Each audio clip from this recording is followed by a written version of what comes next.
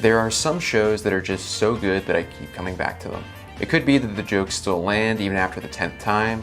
It could be that it has such a feel-good tone that helps mellow me out after a hectic week. Or it could be that it's got an incredible plot with a diverse cast of extremely likable characters, a catchy OST, and an animation style that can be wacky or serious when it needs to.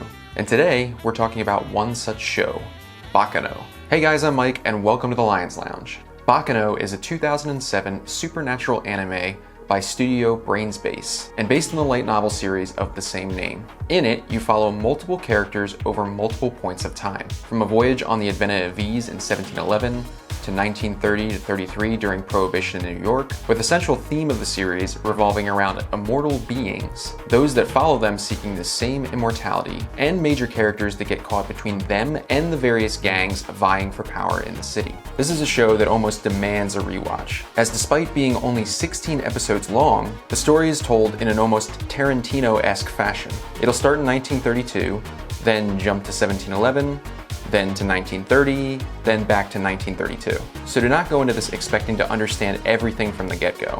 Your confusion is very much the intention of the creators, but I also believe this narrative structure is done very well here. Not only does the format help keep you interested to see how past and future events tie into each other, but upon rewatching it, it feels amazing to notice things you missed the first time through.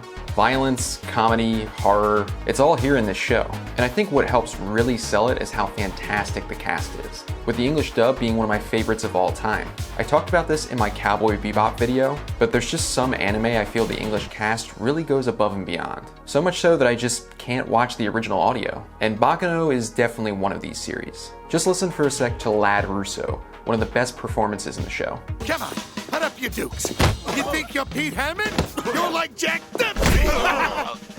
Or maybe Jack Johnson! Damn, that's good. I don't want to go into too much detail on Baccano's plot, because as I said, it is kind of complicated, and I also want to give you the opportunity to watch it yourself if you haven't, which if a supernatural gangster action comedy anime sounds appealing to you, go for it, you won't be disappointed. Because the series primarily takes place during the Prohibition era, I wanted to feature drinks that were either created or refined during that time that I hope you'll enjoy. First up is one you've likely heard of, the Old Fashioned. Now, while this technically didn't originate in the 20th century, the bourbon variant was popularized during Prohibition. There's a lot of ways to make an old-fashioned, and honestly, this is more of a template. Typically, when I make one myself, I use a demerara syrup, but the original recipe calls for a sugar cube. The difference here is that when you use a syrup, it will be sweet from the very beginning, and that taste is pretty much going to remain the entire time. If you use a sugar cube, the sugar will dissolve over time, so it will become sweeter the longer you drink it. So the first thing you're going to do is take a sugar cube, drop it into a mixing glass, then add 3 dashes of Angostura bitters.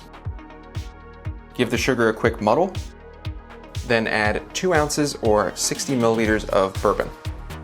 Add some ice and give it a stir for about 30 to 40 seconds. Add a cube to a double old-fashioned glass and strain it into the glass.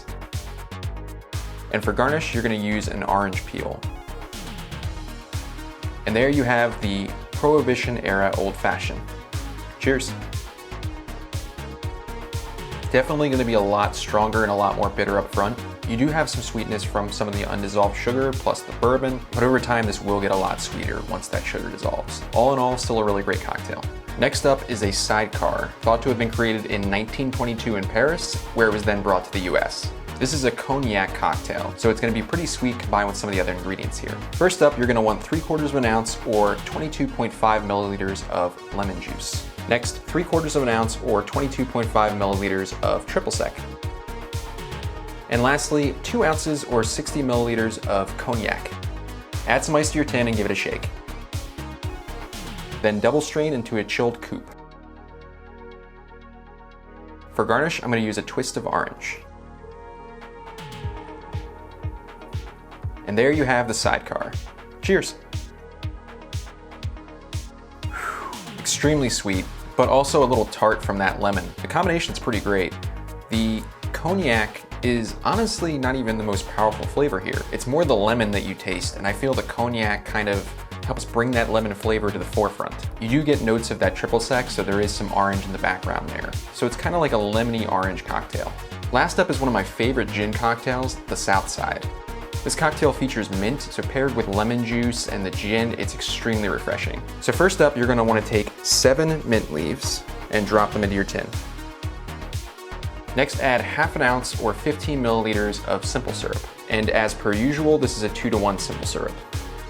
Give this a very light muddle to release some of the oils from the mint. Don't muddle this too hard or you're gonna release some bad flavor from the mint, and it will definitely offset the rest of the drink. Now add 1 ounce or 30 milliliters of lemon juice. And lastly, add 2 ounces or 60 milliliters of a London dry gin. Add some ice to your tin and give it a shake. Now double strain this into a chilled Nick and Nora glass. For garnish, I'm going to use a nice sprig of fresh mint. To help express some of the oils, you can put it in your hand and give it a good clap, and then wave it over the drink and drop it in. And there you have a Southside. Cheers. I'm not kidding when I say I love this drink. It's extremely refreshing, especially on a hot day. This really hits the spot. Also, if you make this same recipe, add it to a highball glass over ice, and then top it up with some seltzer, you'll have yourself a Southside Fizz.